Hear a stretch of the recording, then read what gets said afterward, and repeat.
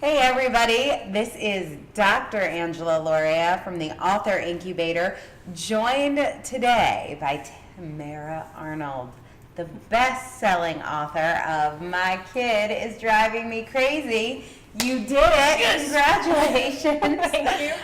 Subtitle of your book: A Mom's Survival Guide for living with a child with mental illness.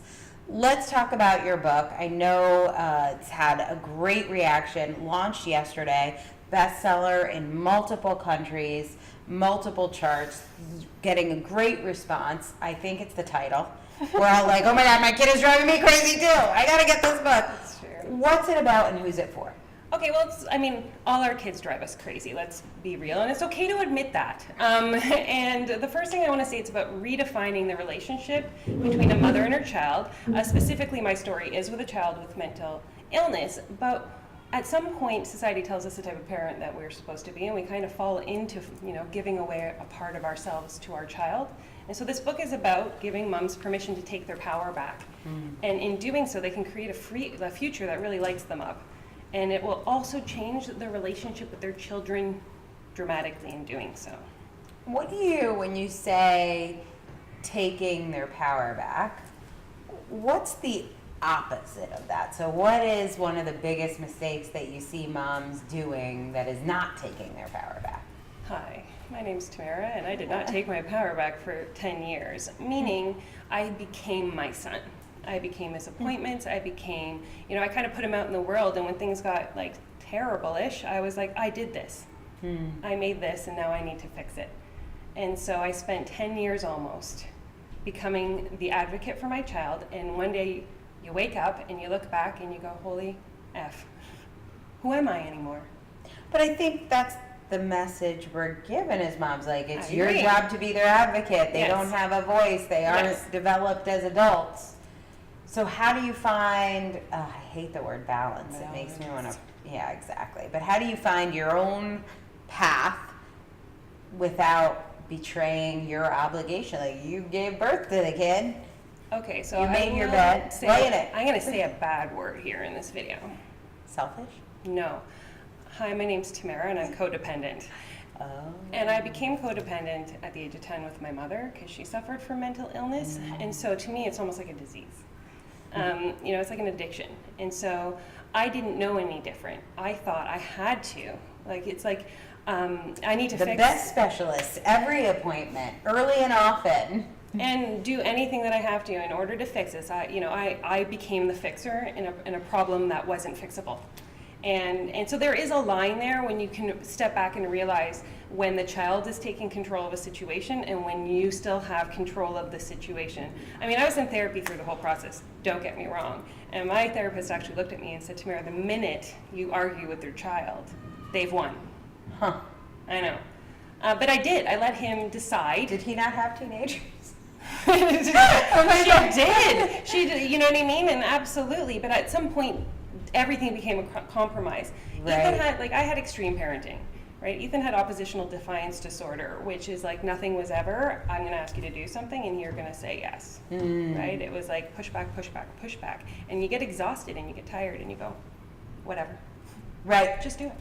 Right, and I think, even without oppositional defiant disorder, I got that already. I got the tween disorder. So why write a book about this? Because I feel like, especially with mental illness, a lot of moms would want to shove that under the rug, not look at it, look on the bright side, he's doing better now, and not go back and revisit that. So why did you want to put this into a book? Because it's time for us to come out, right? Like, think about this. How many parents do you know that actually have children with mental illness? Guess what? Probably not very many. You want to know why? Because nobody is talking about it. And it's not been okay. That's a good point. Right? And then when it came to deciding for a potential forward for this book, I was like, who could I even think about? Because nobody's walking around going like, oh, you would never believe what my kid did today, or what the school called about. Nobody talks about it. And for me, I want to become an advocate that it's okay. You know what I mean? It's okay if our children aren't living up to the expectations of what, again, society tells us our kids about. No, my son did not have straight A's. Yes, he had behavioral problems, and he's phenomenal now because we actually were able to take a break from each other, find out who we were, and then come back together. Love that. I know this comes up a lot in my work with authors, but this is in part somebody else's story. So how did you decide how much to disclose, and how much buy-in did your child have in this book? It might make me cry a little bit here.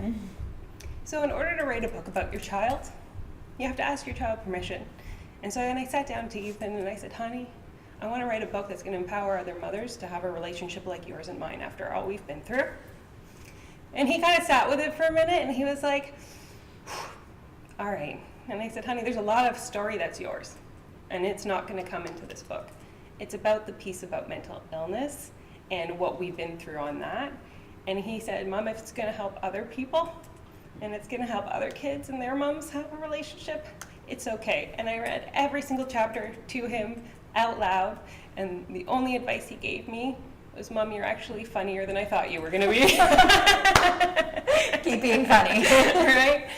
So yeah, it was part of the healing for him and I, is because when you actually, in the book it talks about how Ethan and I actually had to part ways for a short period of time, but that is also the biggest piece, right? Like when I took my power back as a parent and said, and this is what I would recommend, and this is what I talk about in the book, is if you can detach yourself from your child emotionally, the hardest thing you can ever do, right? But if you can say, if this were not my child, would I let anyone treat me the way that they are treating me? And it got to a point where it wasn't not a healthy relationship and it was toxic, and I did say, I can't, this is not okay.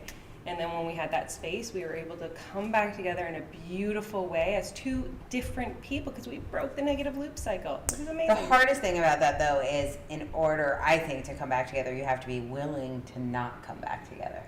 It's true.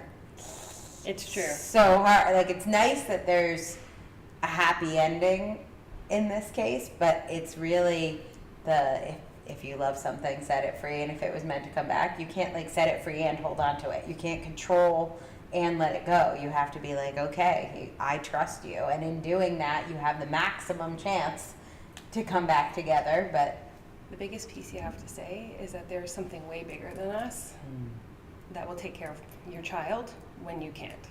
So I used to, I'm maybe emotional today. When you let your child go, you have to, like I said, I used to meditate and pray and say, okay, God, or source energy or universe, my human body is too small to carry this fear and the fear of the outcome or what he's doing. So please, please take care of him and trust that source is bigger than what you have. Yeah, love that. If people are feeling alone, especially moms of kids that are facing some challenges like this, and they just feel like they're losing their minds. Yes, we do. How can they find you? How can they connect with you? Okay, so I would absolutely love you to email me at Tamara at theenchantedfairy, FAIRY.ca for Canada. Are you a fairy? I'm a total Secretly fairy. a fairy. I am 100% a fairy. I make dreams come true. Oh, I love that. Tamara at theenchantedfairy.ca. So great to have you here at the Author Castle and celebrating this book, My Kid is Driving Me Crazy, a mom's survival guide for living with a child with mental illness. Best-selling author Tamara Arnold, thank you for joining us today. Thank you.